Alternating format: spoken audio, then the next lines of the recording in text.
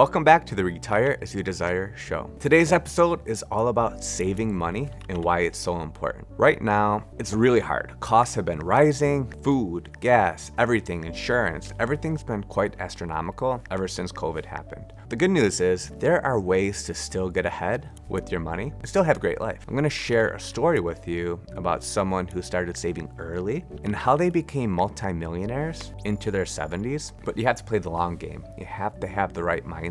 They didn't scrimp. They didn't, pinch every single penny when they were going through their working years. They lived a pretty great and balanced life, and I've been really fortunate to work with this family for many, many years now. They did all the work in the beginning. So let's go back 30 years now. When the husband and wife started working, the wife was working part-time because they had 3 little kids. There wasn't a lot of extra time. There wasn't a lot of daycares during those years. So the thing is, the husband was the main breadwinner. That was the case a lot of the times back in the day. It's not like that now. Things are completely different. One great thing that this gentleman did is he understood what compounding interest meant. And in one of our first meetings, we were an introduction from another one of our clients, and he shared a really great figure with me. He was able to almost immediately tell me the number. If he invested $5,000 a year, every single year for 30 years, and if he made a 7% return on the money, he just left the money in the stock market. He didn't try and time the market, buy high, sell low, and make mistakes. But what he did is he just put it in every single month, and that would net him roughly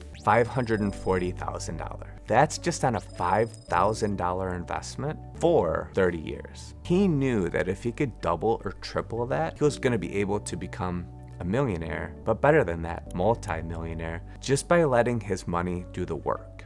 Every single day, he got up, he went to work, he did his job. But the great thing is he put money in his 401k that was above and beyond your normal 10% savings rate. He was trying to maximize his account throughout the years. And he told me when he first started investing, the maximums were down to $12,000 or $13,000. It's almost doubled. It's in the 20s. He really allowed compounding interest to work for him. And here's a brilliant tip that they did. The wife, when she worked part-time, this was probably one of the most brilliant things that they did. They used that money to save, but that was their vacation money. That was their fun money, as we like to say. So over the years, they were able to still go on vacations, but they purposely allocated money into different investments and different vehicles. But that savings of the wife's income, that helped them go to the Grand Canyon, go to Yellowstone, go to different places throughout the US. But you know what they did? They didn't fly anywhere. They drove in their big van. So there was a balance there.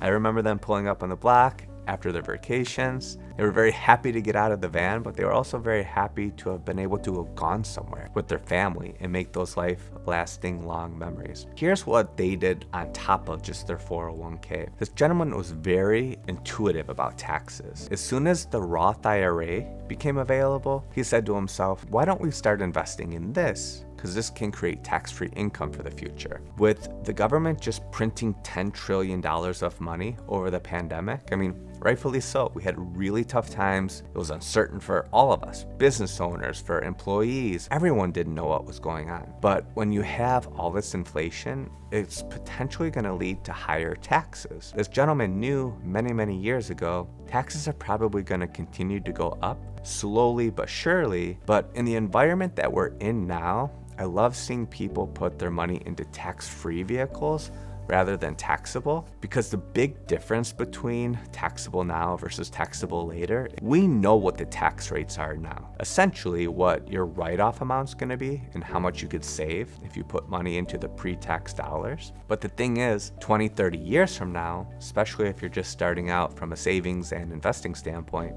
we have no idea where taxes are gonna be in the future. So it's almost like hedging your bet and thinking about how can I have tax-free money for later. So having a strategy to do this could be a game changer. They had half of their investments over time being put into the Roth accounts. So they were completely splitting everything up in half besides the 401k contributions. When they go to withdraw money from their investment accounts in retirement, they're not being taxed to death. That's the moral of the story here, is having tax diversification and having money set aside for tax-free. That could be for vacations, for fun money, but also knowing exactly how much money you're going to be taxed. And that's the hard point. But he made a very clear statement to me at an early age, is that he knew that he didn't want to be taxed like crazy in retirement. He wanted to keep as much of his money as possible, just like anyone else would. So he created different tax strategies to help him and his family try and have a better retirement.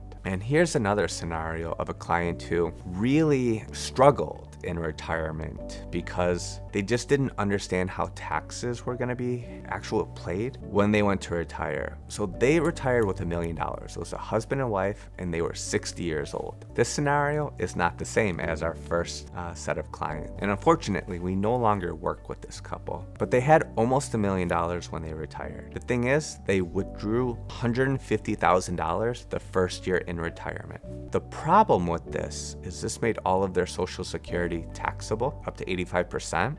They didn't listen. From that standpoint, they're like, you know what, that's okay. But they lost a lot of money when they took this huge distribution out of their account. They were surprised on how much taxes they had to pay. And then the year after that, they had a brilliant idea. They wanted to buy a summer home up in Wisconsin. This was over $250,000. $250,000 for a vacation home. And their rationale was, you know what, this real estate should be a good thing. But in order to withdraw the $250,000 for the home and then still have your monthly income out of their retirement accounts, they literally blew through over $350,000 that year. And then when you add on the tax bill, it was over $400,000. I think you're getting the problem here. They did the opposite of the first couple. They spent a lot and they didn't care about taxes. So they lost half of their nest egg in 2 years. And it's really hard to make that back up. I mean, in order to get 100% rate of return on your money, you have to invest that very aggressively. Usually that could happen over time, but not in 1 year or 2 years to make up that big nest egg. So when we fast forward a couple years later, I heard from one of their friends, and I was no longer working with them. Unfortunately, here's the problem. One of the spouses became very ill and they needed long-term care. And this was approximate $10,000 hit to their income every month. And this wasn't even including their monthly income needs to eat, pay they didn't have a mortgage anymore, thankfully, but their property taxes, their car insurance. So they were in a really tough spot. And eventually they just ran out of money and they didn't plan for things properly and they spent too early in retirement. And that's why going back to the other segment is understanding what's the time value of that money for the future is a big game changer for retirement, because that $250,000 that they withdrew, that's not including the taxes for the summer home that they barely used, by the way. The friends told me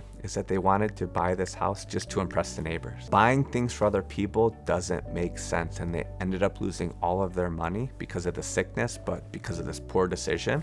It really affected them, and then it affected the kids as well. It affects things multi-generational. The kids were expecting an inheritance. They basically got nothing from that. Pretty devastating, and that creates stress, tension, the medical care for the whole family. It's really brutal.